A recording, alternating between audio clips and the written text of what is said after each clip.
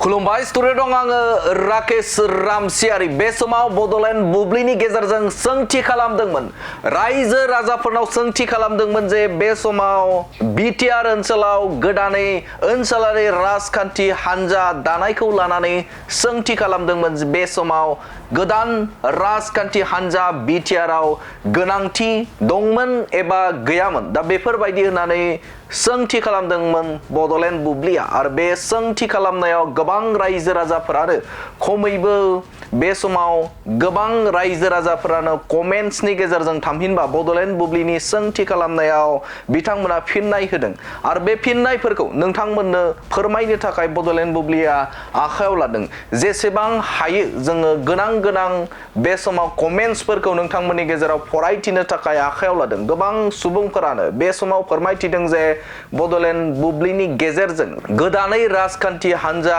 दानायनि गोनांथि दंमोन एबा गैयामोन बे आयदाखौ लानानै बिथांमोना कमेन्ट सेक्सननि गेजेरजों फोरमायहरनायखौ नोंथांमोननि सिगाङाव फोरमायनो थाखाय आखायाव लादों बे कमेन्ट्सफोर फरायथिनाय आयदानि गेजेरजों गोनां कमेन्ट्सफोरखौ नोंथांमोननि गेजेराव फोरमायथिनो थाखाय आखायाव लादों जाय कमेन्ट्सआ जोंनि सोंथिदों सोमोन्दो गोनां बे सोमोन्दो गोनां कमेन्ट्सफोरखौ फरायथिनो थाखाय बे समाव आखायाव लादों जों सोंथि खालामदोंमोन नोंथांमोननि बायदिब्ला बिटिआरआव गोदान राजखान्थि हान्जा दानायनि गोनांथि दंमोन एबा गैयामोन कमेन्ट्सनि गेजेरजों फोरमायहर होननानै जोङो सोंथि खालामदोंमोन जाय कमेन्ट्सआव 500निबो गोजौआव सुबुंफोरा कमेन्ट्स खालामनायखौ बे समाव नुनो मोन्दों फारि फोरमायनो थाखाय आखायाव लादों जाय गोनांथि कमेन्ट्स मिथिंगा राजा बसुमतारिया फोरमायथिदों दे जेसेबांखि गोदान आफाद दा मानसिफ्रा एखेयानो खालि गस्लाल' सोलायना मा जानो अजय बसुमतारी लिरदों गोदान आफाद दानाय माने हारियाव खोमसि बेजों जेबो हारियाव जौगानाय फैया धनेश्वर रामसियारि लिरदों 2020 आवनो दानांगौमोन अब्लासो मोजां जासिनगौमोन दिनैनि समाव एसेबां गोहोम खोलैनो हागोनखौ नुहुराखै मोजां जादों गोनांथि दं गैया बेनि सोंलु जाथावा बादि बयहाबो मोन्थाय दं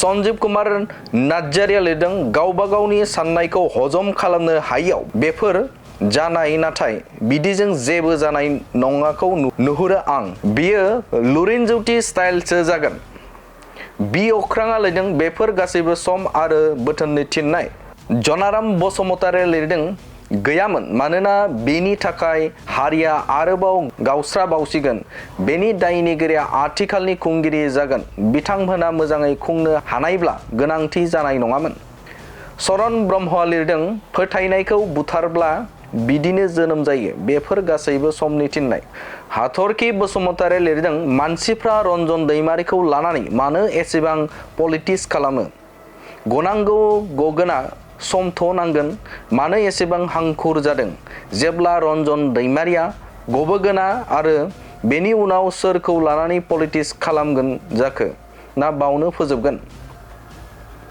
उत्तम नार्जारिया लिरदों नांगौ बयनोबो रां बिटिसिनि त्रिदीप नार्जारिया लिरदों गोनांथि गैया जोंसार बसुमतारी लिरदों गादि गासिबनोबो नांगौ टिकिट आंनोबो नांगौ गामिनि जाम्बा जाम्बिखौ थगायनांगौ फोरमायलां सरगियारि लिरदों जेराव अनजालि दैमारि मेम थागोन बे हानजाया जिर' जागोन मानोना बिथाङा रांनिल' फाग्लि नायबाय था गाबोननो सोरबा हानजाया रांनि थफ्ला गारना होब्लानो निजेनि आफादगिरिखौ गारना गुबुन दोलोआव थांगोन नायबाय था तरुण बर'आ लिरदों गोनांथि गैयामोन मोननैबो जायखिजाया मोनसेजों थाब्ला स्ट्रं खालामब्लानो जायोमोन आंनि साननायाव मानोना जेसेबां गोदान दागोन एसेबांनो गावस्रानाय जागोन अर्जुन मोसाहारि लिरदों बर'फोरखौ आरोबाव सोखावबावनो पावार गैयै सिनसो खालामदों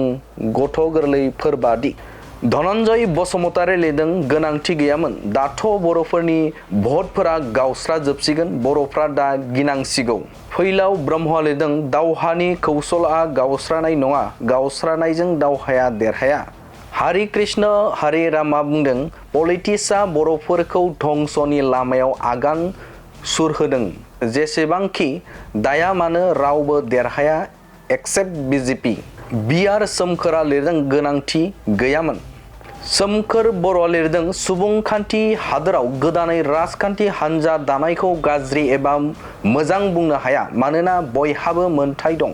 नाथाय बर'नि मोननै राजखान्थि हान्जा थासेयाव गोदानै राजखान्थि हान्जा दानांगौ होननानै आं साना।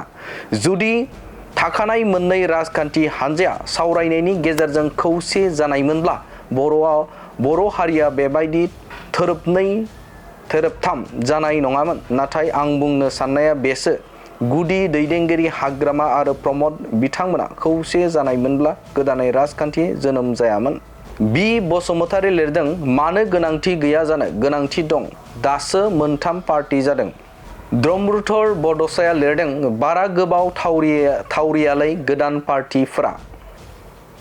बिस्तिराम बसुमतारी लिरदों BPF आरो UPPL नि सिगाङावनो दानांगौमोन। जयचरण नार्जारिया लिरदों गैया होननानै बिथाङा लिरदों। राजु बसुमतारी लिरदों गैया। कन्दर्प बसुमतारी लिरदों गोनांथि गैया। बिष्णु गयारिया लिरदों बिथाङा गैयामोन। आसारु दैमारिया लिरदों गैथारा। सन्जीब बर' लिरदों मालाय हारिजों मिनि जानायनि अनगा मा दं। ध्रुबजित गयारि लिरदों जेसेबांनो गोबां राजखान्थि हान्जा आफाद दागोन एसेबांनो बर' हारिया गावस्रालांबाय थागोन। दारगा बर'आ लिरदों गोदान दानाया बेकार। अनसुमा बसुमतारी लिरदों गैयामोन आंनिबा। पबित्र गयारि लिरदों बर' हारियाव जोहोलाव दैमालुनि साव नांमारबाय। दावहारु बर'आ लिरदों मोजां जादों आरो मोनब्रै पार्टी गोदान ओंखारबावनांगौ आंनिबा। कमलेश्वर बर'आ लिरदों दं मानोना XNDB फोरखौ गोबां आलाय सिलाय खालामबोदों। प्रमित ब्रह्मआ लिरदों पावार लुबैसुला गासैबो लिडार जानो लुबैयो बेखायनो नुहुरदों आंनि नुहुरनायाव। देबजित बर'आ लिरदों बेकार। कमला बर'आ लिरदों गावजों गाव बर' भटखौ सोखावना लानानै BJP खौ BTR आव राजा खालामनायनि अनगा जेबो गैया। बिथाङा लिरदों जे बर'फोरजों बर' गावलायनानै BJP खौ BTR आव लाबोनायनि अनगा जेबो गैया होननानै बिथाङा लिरदों। टनिक बसुमतारी लिरदों इस दानांगौ NDB नि मुङै BTR सुक्ति खालामनाया माथो सुक्तिगिरिफ्रानो जेलावसो दंजोबो बेखायनो गोदान आफाद दानांगौ जानानै फैदों NDB फ्रा। माइलस्टन नार्जारि लिरदों गोदान आफाद दाब्लाबो जेबो गैया। बे समाव नोंथांमोननो जाय बिथांमोना बे समाव गोदान राजखान्थि हान्जा BTR ओनसोलाव दानांगौ बा दानायनि गोनांथि दंमोन बा गैयामोन बे आयदानि सायाव नोंथांमोननो फारि फारि फोरमायबाय। जाय बिथांमोना जोंनि बड'लेण्ड बुब्लिनि सोंथियाव फिननाय होदोंमोन बे फिननाय होनायनि माखासे कमेन्ट्सफोरखौ नोंथांमोननि गेजेराव फारि फारि बे समाव फरायथिना दिन्थिबाय। नाथाय जाय जोंनि सोंथिजों सोमोन्दो गैयै बे सोमोन्दो गैयै कमेन्ट्सफोर बा कमेन्ट सेक्सनाव हरनाय जे कमेन्टफोर बे कमेन्टफोरखौ नोंथांमोननि गेजेराव बे समाव जों फरायथिना होआखै। मानोना जाय सोंथिखौ जों सोंदों जे BTR ओनसोलाव बे समाव ओनसोलारि राजखान्थि हान्जा थामहिनबा गोदानै मोनसे राजखान्थि हान्जा दानायनि गोनांथि दंमोन एबा गैयामोन बे आयदाखौ लानानै जाय बिथांमोना सोंथि खालामदों बे सोंथिनि फिननायखौ थामहिनबा बे समाव कमेन्ट सेक्सन रायजो राजाफोरनि गोसोनि बाथ्रा बा गारां बे गारांखौ नोंथांमोननि गेजेराव फोरमायदों। थारैनो मख'नांगोन जे बे कमेन्ट्सनिफ्राय रोखा जानो हायो जे गोबां जौखोन्दोआनो बे समाव BTR ओनसोलाव गोदान राजखान्थि हान्जा दानाय माने बे समाव खैफोद गोनां BTR जानो थांगासिनो दं बेखौ इसारा होनायखौ नुनो मोनदों। गोबां सुबुंफोरानो कमेन्ट सेक्सननि गेजेरजों बिथांमोना फोरमायथिदों जे बे समाव गोदान राजखान्थि हान्जा दानायनि गोनांथि गैयामोन होननानै गोबां फोरमायनायखौ बे समाव नुनो मोनदों। मोनसे गोजोनथाव खौरां कारिगावनि माइगं बाथौ फरायसालि सिनियर सेकेन्डारि स्कुला लानानै फैदों मोनसे गोजोनथाव खौरां। क'क्राझार जिल्लानि कारिगाव माइगंफुरि गामिनि माइगं बाथौ फरायसालि सिनियर सेकेन्डारि स्कुला HS फार्स्ट इयारनि थाखाय बेसेन नाङै मुं थिसननाय आरो फर्म बिलाइनाया सोलिगासिनो दं। बे माइगं बाथौ फरायसालि सेनियर सेकेन्डारि स्कुलाव आर्ट्स स्ट्रिमनि थाखाय इंलिश, बड' एबा एमआइल इक'नमिक्स, एजुकेसन, एडभान्स बड', हिस्ट्रि, पलिटिकेल साइन्स आरो अल टि इंलिश गासैबो आयदाखौ मोननो हागोन। आरो बे माइगं बाथौ फरायसालि सेनियर सेकेन्डारि स्कुलाव इंराजि आरो बर' मोन्नैबो बिजों थागोन। लोगोसे बे फरायसालियाव हिन्जावसा आरो हौवासाफोरनि थाखाय आलादा आलादा हस्टेलनि फेसिलिटिबो दं। नोंथाङा जुदि नोंथांनि गथ'खौ HS फार्स्ट इयारनि थाखाय गोदान मुं थिसननो सानदों अब्ला मानोथो गोबाव खालामनो? थाबैनो बे माइगं बाथौ फरायसालि सेनियर सेकेन्डारि स्कुलाव बेसेन होनाङा जासे मुं थिसनहैदो। आबुङै मिथिनो थाखाय 8011394710 एबा 8133845456 नङाब्ला 7638023455 नैबे जानबुं नाम्बाराव फन खालामना खौरां लाहरनो हागोन।